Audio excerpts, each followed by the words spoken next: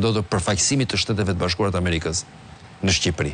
Gjithçka që ka ndodhur, nga Lu e Kim, e të gjithë të tjerët in between, kanë kontribuar bashkë me mesazhet që marrin në faqet e ambasadës, lexojeni se atje kuptoni çfarë ndodh, ka ndodhur për të mbritur në këtë cilësi mesazhi në Shqipëri. E mbyllim me ambasadën. Belind Këlliçi ka mbritur në studio dhe Belindi, faleminderit që erdhe. Mirëmbrëma, faleminderit. Marr ndjesinë e gabuar që ju bëni një këto kohë në Shqipëri të ftuar në për programe ose ndoshta kur takoni njerëz i jepni shtyllës kurizore një lloj drejtimi pak artificial për të mos u dukur të shtrirë në tokë? Çfarë ndodh me komunikimin? Jo, ade as pak, por thjesht do duhet të jemi të vërtet me njerëzit kur flasim. Sigurisht është një moment traumatik edhe për vetë gjithë PD-n, është një moment traumatik për gjithë kandidatët, edhe për mua, edhe për fat keq, unë kam për herë të dytë brenda 2 vitesh. Sepse e kaluam mirë në 2023-shin, të gjithë qytetarët shqiptar e pan në Tiranë, e pan gjithë çfarë ndodhi, por atëherë në fakt PD-ja ishte pa vul, pa logo, pas një mjet logjistik, pas një atribut që ja jepte ligji për partitë politike, pa emrin e kryetarit në flet në votimit asgjë. Dhe atëherë u akuzua PD-ja, fajin e kishte PD-ja, pra fajin e kisha unë, fajin e kishim ne gjithkohon për çfarë ndodhi dhe për masakrin që ndodhi. Dhe kësaj radhe jemi në të njëjtën situatë, por jo, jemi duke i faktuar çdo ditë qytetarëve shqiptar farsën që ka ndodhur nga shteti elektoral tashmë që drejtohet nga Edi Rama në Shqipëri datë 11 maj. Patjetër, të lutem, të jemi qartë me ty, ta them që në fillim të emisionit, pa shmangur asnjë moment përgjegjësitë tona. Pra ai është një kapitull tjetër, do duhet diskutohet, patjetër ka PD-ja, Belindit, çdo njeri në PD ka përgjegjësitë e veta për punën, për performancën, për gjitha, po ky është një kapitull tjetër. Mbetemi ke denoncimi. Nuk jam nga ata që nxitoj me vrap për të gjetur nga pikpamja e timeline-it, pra e kohës, unë e di shumë mirë që pa dalë një pa u certifikuar nga KQZ-ja, tash nga ambasada dhe nga përfaqësia e Bashkimit Evropian, po aq të parëndësishëm. Zoti Gonzalo e di, ai vetë e di, me formimin që ka, që kryeministri Rama tani bën lidhje të drejtë për drejta me shefat e BE-s. Kështu që përfaqësuesi i Bashkimit Evropian në Tiranë është po aq i parëndësishëm.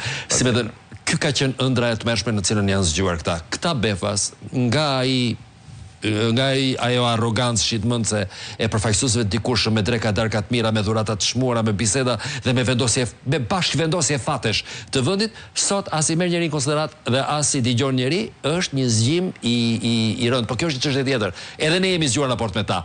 S'po mendoj, ne kemi kuptuar që nuk e kanë në dorë domosdoshmëri që flasim dhe themi se çfarë peshe kanë. Unë e di shumë mirë që mbasi të kemi një rezultat final, të jenë bërë dhe ankesat, pra të ketë përfunduar procesi, për deri atëre nuk ka sens të kërkohen koka turku apo të bëhen njerëz fajtor.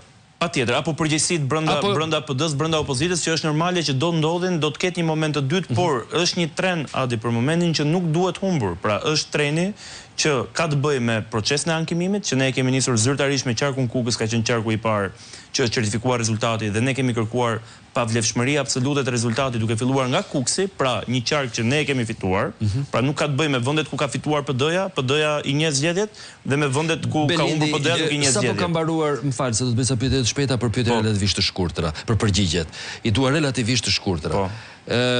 Gjatë kohës që kanë mbaruar, që është bërë një rezultati i zgjedhjeve deri më sot, me po me jo, është mbledhur kryesia e Partisë Demokratike? Jo, nuk është mbledhur. Okej, duhet ishte mbledhur. Është një çështje e brendshme në PD, por çështje e brendshme që bëhet e jashtme. Do të thënë, neve kemi një pyetje të madhe si njerëz opozitar në këtë vend, jo të lidhur me partitë, se ai që ne e tregojmë pastaj nëse do kishte ardhur në pushtet, se si bëhemi ne opozitar prap.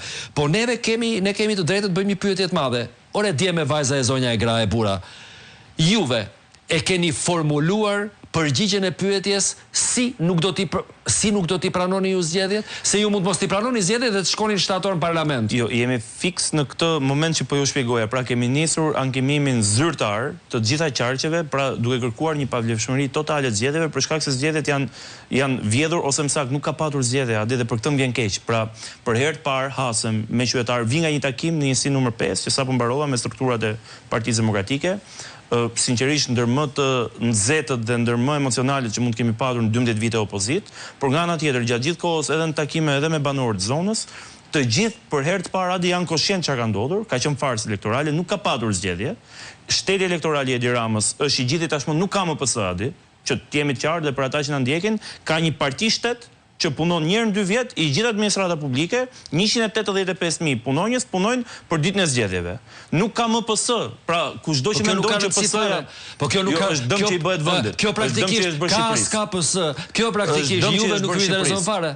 Jo, të intereson se nuk ke përballë, jo, të intereson atë. Jam dakord me ty, jam dakord me përcaktimin e rezultatit. Po ana jemi në garë me shtetin. E vërtetë është, vetëm se ka vetëm se 185.000 administratë publike. Fakti janë kthyer në punonjës PS-s. Stop.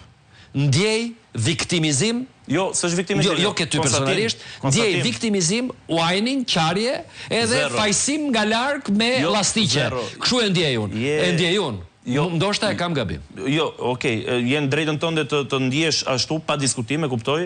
Edhe zërat e opozitës janë një fizarmonike madhe dhe janë zëra me shumë regjistra, që mbase shpeshherë mund të bëjnë ndjesh ashtu, por jo nuk është ky rast, fjalë, nuk po ankohemi. Po kemi detyrë të tregojmë dhe të faktojmë katërcipërisht çfarë ka ndodhur në datë 11 maj, duke filluar nga bandat, edhe duke përfunduar ke treni bullgar që erdhën votat, e duke vazhduar ke diaspora, ke votat e Greqisë, që nuk besoj se ka shqiptar aty që mendon që ka shqiptar në botë që votojnë 98% Partinë Socialiste dhe 2% gjithë partitë e opozitës. Kjo nuk do. Etapa e fundit e kësaj ngjarje sapo më. Ke shumë të drejtë, denoncimi është shumë i rëndësishëm një opozite. Problemi është fundi. Çfarë do ndodhi në fund? Denoncuat ju e bët atë. Po pastaj do themi shkoni në parlament në shtator. Ne kemi detyrën që çdo qytetari shqiptar t'i tregojmë se kush është një anonim si Arkend Balla, ministri i dezignuar i brendshëm i bandës Pojës, bashkëpunëtorët e SPAK-ut, i cili në 2021 mori 2.000 vota, në 2025 merr 22.000 vota, merr 5.000 vota, 6.000 vota më shumë se kryeministri Rama kur garoi vet Rama në Durrës në 2021-shin, dhe ky individ kush është ky rising star që nuk e njeh asnjëri në Shqipëri. Dhe ne ndërkohë kemi gjithkohon që denoncojmë që portën e Durrës e kontrollon banda Pojës, vinë regjistrat dhe duhet kuptosh diçka, vinë kërkesat nga antimafia italiane në 20 shkurt për të arrestuar këtë bandë antarë. Një sekondë, më fal, sepse jetojnë në një Shqipëri tjetër. A e di ti, Belindi, që për popullin shqiptar të mbetur në Shqipëri dhe që është një popull socialist, ky zoti nuk e fiksoi dot emrin e tij, ai mund të jetë djali i vogël i Al Capones me nën tjetër dhe ky popull nuk do t'ja di. E dini ju këtë? A e dini ju këtë? Jo, ka mundësi që ne t'ja sqarojmë qytetarëve shqiptar se me kë ka garuar PD-ja këtë radhë në zgjedhje, pra kë kemi patur? Është një vajzë që nuk e njeh askush në Elbasan, që quhet Sara Mile. Është një askushi në aspektin publik, nuk kam asgjë personale me zonjën Azonjushën, nuk e di, e cila ka thyer rekord, ka marrë 22.000 vota dhe kjo. Ka kaluar dhe rekordin e Taulan Ballës, si ka qenë ministri i bandave. Adi duhet t'ja sqarojmë njerëzve që ne kemi thënë që banda e Elbasanit, i gjithë grupi kriminal i Elbasanit, me Suel Qeli ka punuar për këtë vajzë. Ne kemi 3 muaj që kemi, ky është rezultati. A e keni formuluar ju si Parti Demokratike? Pra ka një narrativ Partia Demokratike se si nuk do t'i pranojë zgjedhjet. Pra duke marrë të gjitha faktet që një memo fillimisht, pastaj bën një dokument pranuar nga kryesia me firmë të kryetarit dhe thotë: ne si Partia Demokratike duke pasur parasysh zhvillimet që kanë ndodhur, kemi vendosur që 1 të veprojmë kështu, 2 të veprojmë kështu, 3 të veprojmë kështu, 24 të veprojmë kështu. Mund t'ja shpjegoj çdo qark me grupin duke filluar nga drejtuesit politike deri te gjithë kandidatët, edhe kryetarët e partive, është duke përpunuar materialin final për të çuar ankimimin në fund në KQZ. Pra i takon çdo qarku të bëjë vetin. Dhe çdo qark ditë pas dite, sepse dhe njohja e zgjedhjeve, certifikimi nga KQZ-ja është në datat caktuara. Ne kemi datat e caktuara ku çdo qark po mbledh materialet dhe po i çon në KQZ fillimisht duke kërkuar pavlefshmërinë totale, dhe më pas duke certifikuar të gjitha shkeljet që ne kemi vretur, video, materiale, foto, proces verbale, ku kemi patur rastin në Tiranë janë zhdukur 93 vota për shembull të PD-s, janë zhdukur nga tabela finale e përmbledhjes së rezultatit në zonën e Kasharit. Kështu që kemi raste nga më të shumtat, është rasti për shembull që ka ndodhur në Vorë me bandën e xhababëve, ku Blendi Gonxha, personi që ka mbyt Tiranën që në vitin 2000, të shpallet sot deputeti më i votuar në Republikën e Shqipërisë me 24.000 vota, dhe ndërkohë ti ke bandën e xhababëve që ne kemi denoncuar, që konfliktohet fizikisht, deri fizikisht me sekretarin e përgjithshëm të PD-s, dhe që askush nuk flet, policia nuk shkon. Unë personalisht kam kapur një zyrë të paligjshme me kënaqësia numër 5, kam marrë 90 minuta policinë e shtetit, dhe policia nuk vjen dati. Unë këto duhet i them. Jo, jam dakord me ty plotësisht. Duhet bëj një shaka televizive. si theti tashi, banda është konfliktuar me sekretarin e përgjithshëm të PD-s. Po, dhe me një nga drejtueset tona politike. Problemi është që sekretari i përgjithshëm i PD-s, që është njeri shumë simpatik, s'kam përkundrazi, ai konfliktohet pas forcim me gjithë njerëzit përballë. Se më thënë, një nga zgjimet e njerëzve në raport me PD-n është që edhe me qëra fjala. Me qëra qëndrojmë pak te dinamika e brendshme. Të qëndrojmë ke par nga këndvështrimi, do kalojmë edhe atje pa diskutim, po. Mirë, po këtu do t'i themi të tëra. Pastaj jam plotësisht dakord me ty. Ka dy këndvështrime. Një këndvështrim emocional, ideologjik, me elemente edhe bile sensacioni, dhe një element dhe një pikpamje pragmatiste e ftohtë në interes të zhvillimit të opozitarizmit dhe të demokracisë në vend. Në këtë sens, këndvështrimi pragmatist thot, më në fund që është mbledhur Partia Demokratike që po funksionon si një etër, vonë në raport me zhvillimet, me zi u stabilizuat, shkonte kapilar, u mjaftua me takimet në për rrugë dhe në për sheshe, për kafe, ju duk sikur situata nuk ishte ajo që ishte, era e dytë se 21-shin ndodhi e njëjta gjë, era e dytë do ndodhi prapë në 27-ën dhe kam një përshtypje që muajin e fundit në 27-ën do kujtoheni juve të shkoni kapilar prapë, okej, fair, 64 vjeç në atë kohë, do t'i themi, s'ka gjë. Pra, elementi pragmatist është që lufta bëhet me doktor Berishën. Po sikur të filloj të fermentohet një situatë, të dali dhe Saliani nga burgu, edhe ajo vajza që është votuar tashi për shkak të njohjes publike dhe ka më fuqi zonja Tabaku, të nxisin këta një si në për të fillimisht dhe pastaj thonë që shiko, të bëhet një ngjarje e madhe në Partinë Demokratike se demokracia e do të ketë një ndryshim esencial dhe përfundimtar. Çfarë mendimi ke ti dhe a jeni të përgatitur ju që mund të ndodhej një shift që në një situatë në cilën mund të përballeni me drama të tmerrshme? Adi, nuk mendoj që dramat janë fokusi për momentin Partinë Demokratike. Sigurisht risku është që pa diskutim kjo të prodhoj një skizëm, prodhoj debat, prodhoj ngjarje nga më të ndryshmet.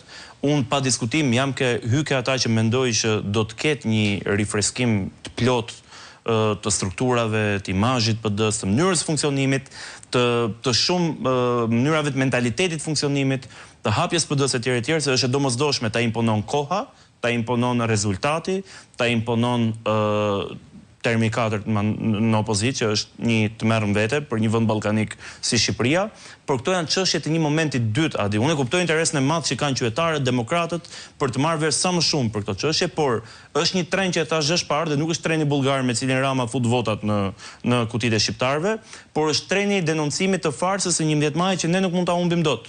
Unë e kuptoj interesin tuaj, por unë nuk kam ndërmend të harxoj as edhe një sekond kohë duke u fokusuar nga thelbi i problemit që kemi sot.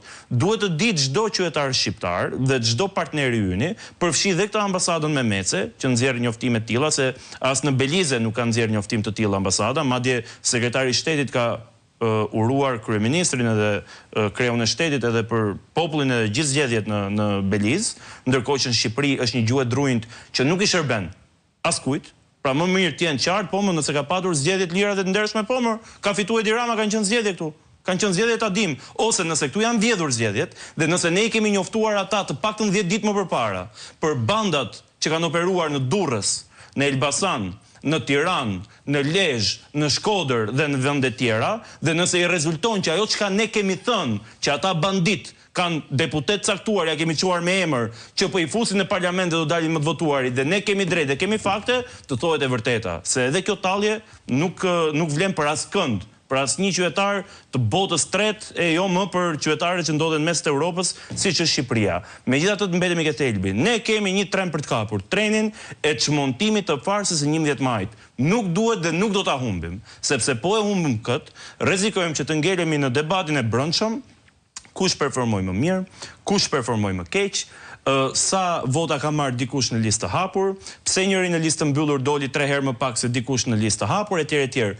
Analizë e cila brenda forumeve të PD-s duhet bëhet, Adi. të jemi të vërtetë me njëri tjetrin, patjetër. Por nga ana tjetër, nëse harxojmë energji, mund të mbetet një episod pa denoncuar, një proces verbal pa çuar në OSBE Odir, një e dhënë e sakt e pa publikuar për mediat edhe për qytetarët, në mënyrë që ne duhet i bëjmë çdo qytetari shqiptar transparente, ore çfarë ka ndodhur me 11 maj. Ore këta PD kanë luajtur mendsh këta që thonë që këtu kanë qenë bandat, kanë qenë kriminalët, kanë qenë hajdutët, policia nuk përgjigjej. Në takimet që bëni tani edhe me jo vetëm me njerëz opozitaar, por edhe me njerëz të tjerë. Ka patur një fyerje të madhe ditën e sotme, ka qenë, më duket mos gaboj, deklarata e zyrtarit lart delegacionit BE-s që përgëzonte për herë të parë thonte ka patur një harmoni të plot mes KQZ-s, shtetit në administrimin e zgjedhjeve dhe SPAK-ut, task forces.